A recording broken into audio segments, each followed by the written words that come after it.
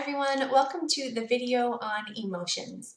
In this module, we are talking about motivation and emotion. Students often have a hard time putting these two things together and they wonder, why are we covering these very different topics in the same module? But I'll argue that emotions and motivation go together hand in hand. If you think about what you're motivated to do, it's often very emotional in nature. Emotions really kind of help us meet our needs and goals. They provide the energy or the fuel, or really they are essentially the motivation for why we do some of the things that we do. If you think about even just in these two examples, you may be very motivated to win a game, not only because all of the cool things that come together or that are associated with winning, but just because of the way that that makes you feel.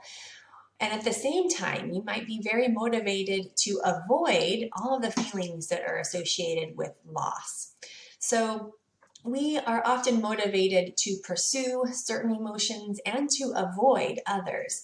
Now, I want to say here, you might think then that the best life would be to just pursue happiness and all the positive emotions and to avoid all negative emotions as much as possible. First of all, congratulations if you can do that perfectly, right? It's pretty impossible in life. But it's also, research has shown, probably not the best idea.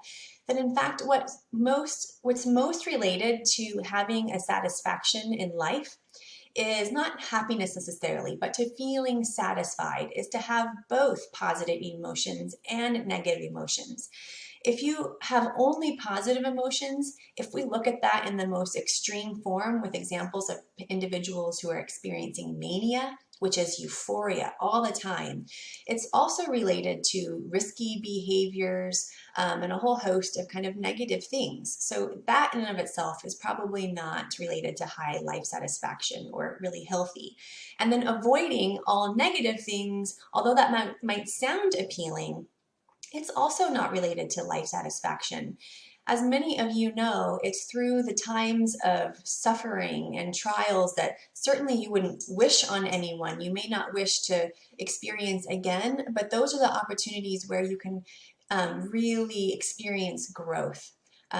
We think kind of vulnerability comes out of that, and vulnerability is the birthplace of bravery and growth and courage and social connectedness and leadership, right? So all of these positive things can be grown out of these negative emotional experiences. So as we talk about emotions, I want to say very clearly, and this is outlined well in your text, what is emotion? You might know what many examples of emotion are, like fear, joy, surprise, but what is an emotion? This is actually very hard to define. What researchers believe an emotion consists of are these three parts. It is a mix of physiological arousal. What we mean by that is kind of this energy. If you think about an emotional experience like fear, you can probably feel it in your body, right? You know that your stomach drops, that your heart rate increases, that your hands may sweat. So this is all an example of this kind of autonomic nervous system response where you have this physiological arousal. Many emotions also involve an expressive behavior. It doesn't have to. We may experience emotions and not express it, but in most cases we express it with our posture, with our body. There's all kinds of research done looking at the many muscles of the face and how certain muscles come on board and off board only for certain expressions of specific emotions, and many of these are cross-cultural, so they're biological in nature. And then thirdly, emotions also involve some kind of conscious or subjective experience where you can know you're experiencing fear, you can know you are surprised, and you might even label it as such. And then what's not on here, because it doesn't always associate with emotions, but many times there is a behavior. If you can think about having a positive emotion towards someone, then you might have an approach behavior, right? You want to spend time with this person.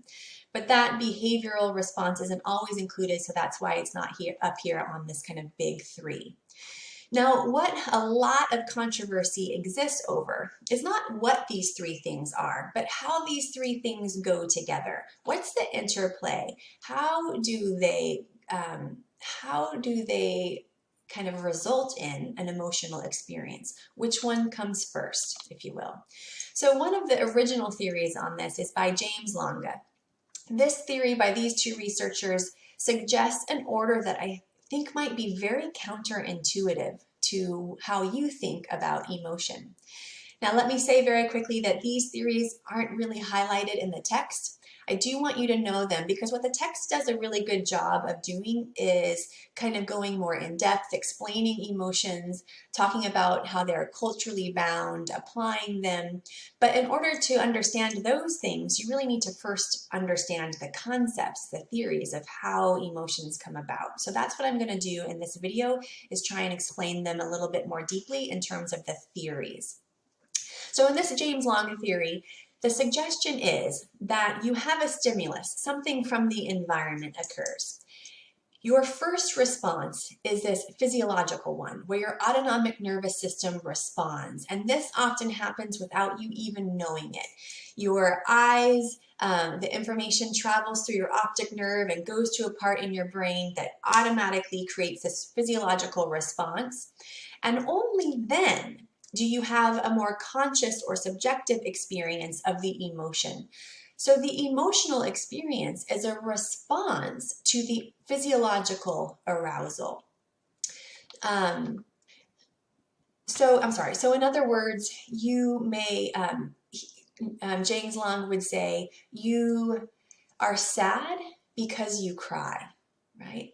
We often think about it the other way, that we cry because you're sad.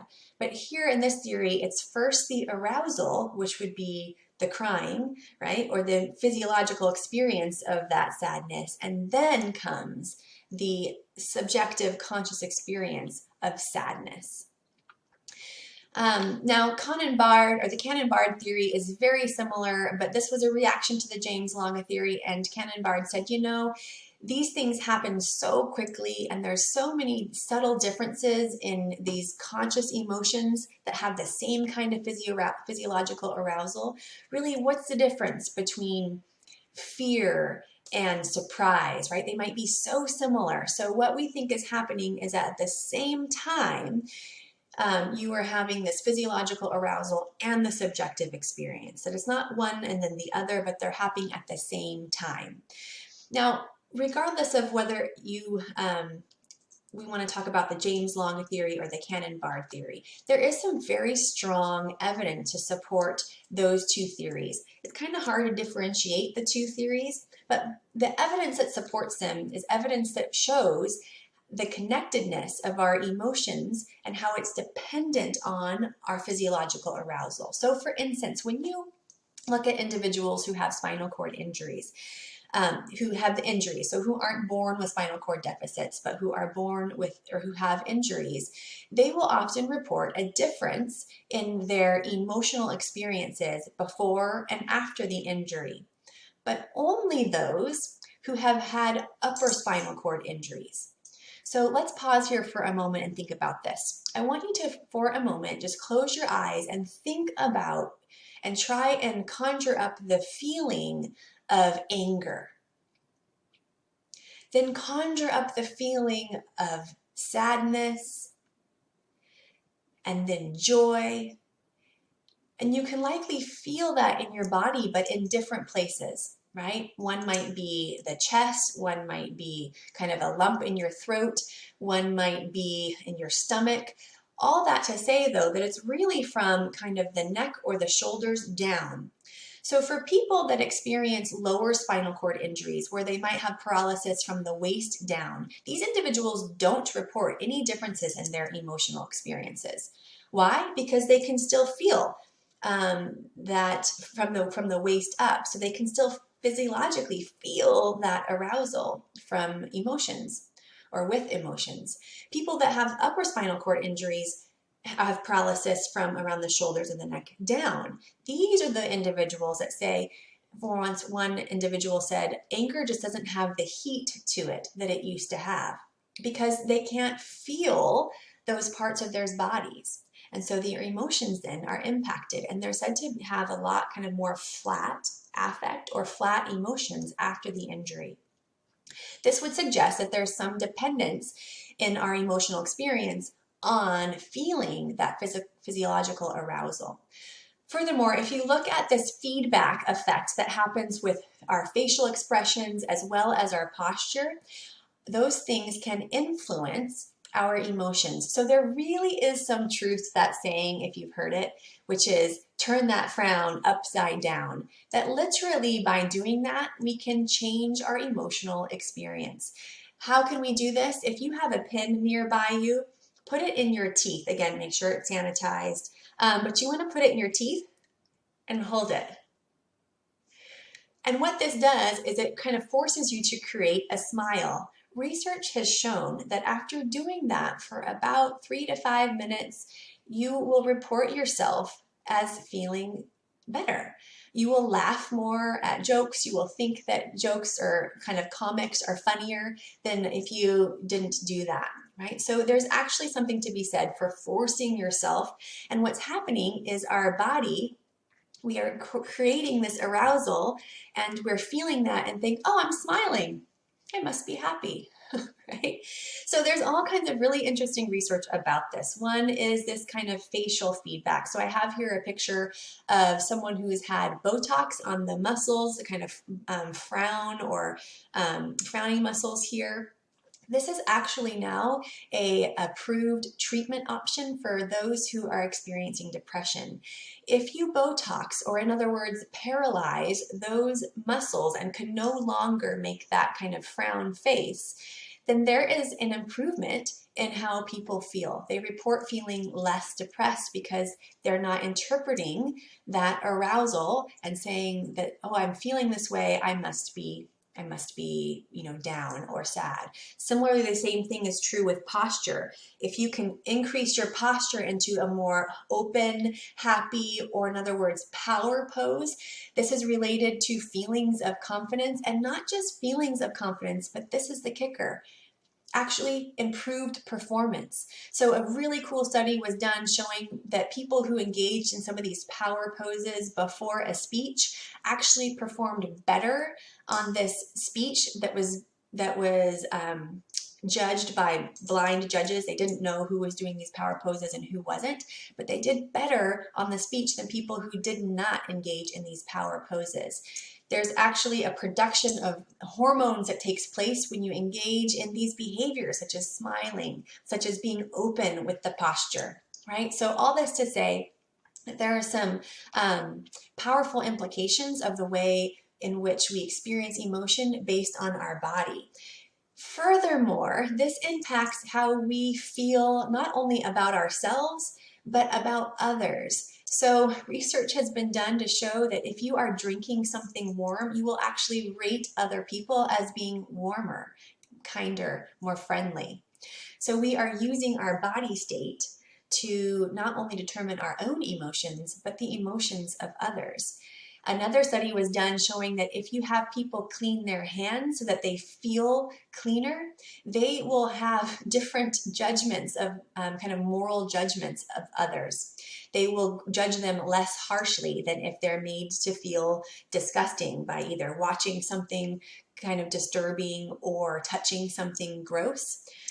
All this to suggest, again, our mind and body are intimately connected. We can't separate them, right? So things that are around us, the way our body feels also impacts the way we feel and can interpret the emotions of others. Okay, another theory is the Schachter-Singer cognitive theory. Like most things, hopefully you're seeing this theme where psychologists talk about behavior kind of very objectively from the outside, and then someone says, wait, we are cognitive beings, our thoughts, our beliefs, they matter, our expectations, they matter. So in this model, they put the thinking back into place here in terms of emotion. What this theory would suggest is that you have some kind of environmental stimulus.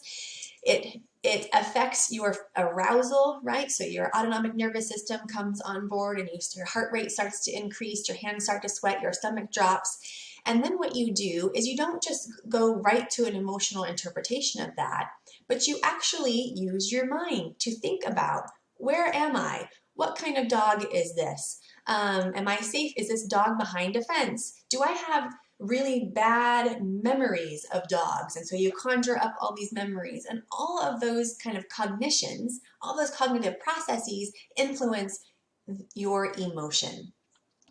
What are some examples or evidence of this? Where there's something called the spillover effect, where our arousal, the same exact physiological arousal, can be interpreted as several different emotional experiences, because what can happen is that arousal can be linked to one emotion and then spill over and be turned into a very different emotional experience. What are some examples of this? Think about something like a soccer game.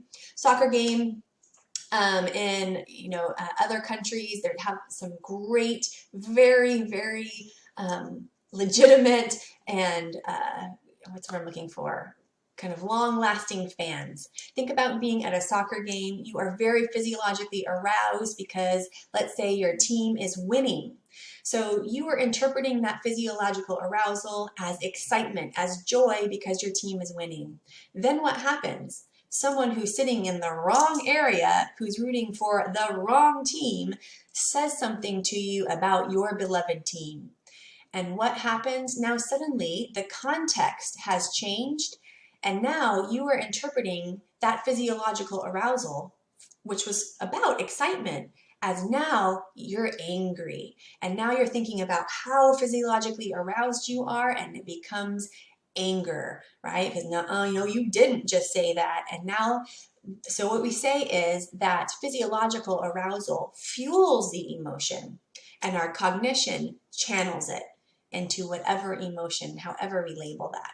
Another example, if you've ever, kind of full disclosure, I used to watch The Bachelor and Bachelorette solely for educational purposes, right? As a psychologist, those shows are ripe for psychological inquiry.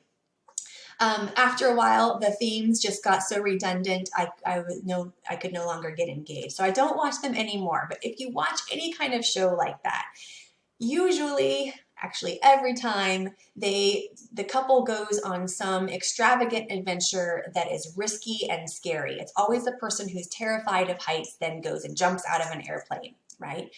They do this on purpose. Because of this spillover effect, you create arousal, which is fear, and then the minute that's over and you've landed, you're on the ground, you're thinking about that arousal, and you're like, well, it's no longer fear because I'm on the ground. It must be because I'm so in love with this individual.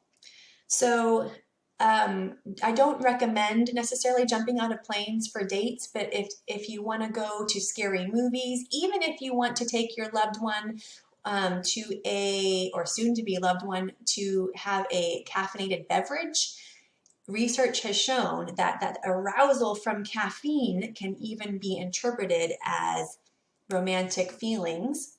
So you can use this to your advantage. Don't manipulate people, but it helps to be informed, right? So good luck. Okay.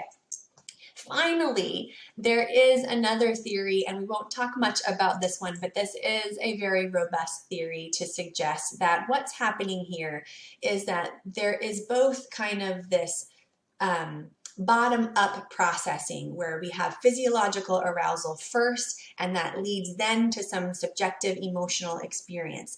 This tends to be for things where there has to be a very quick emotional response. Our survival depends on the speed of our emotional response and behavioral response, such as seeing a bear in the woods and running. But for things that are a little bit more complex, like not just like and dislike or fear, not fear, but things like love or, more complex emotions, confusion, even interest versus surprise, that these have a more top-down process where they go to different brain areas where they're processed, the frontal lobe in particular. We can really kind of reason and think about those and then have the emotional experience. So it's more detail first and then emotions. Just a note here, this is actually there are some therapeutic interventions that are based on this, that try and change emotional reactions from being bottom up to being top down. So think about fear based on traumatic experiences. That's a very bottom up process where it just very quickly goes to those amygdala or brain centers that are associated with fear.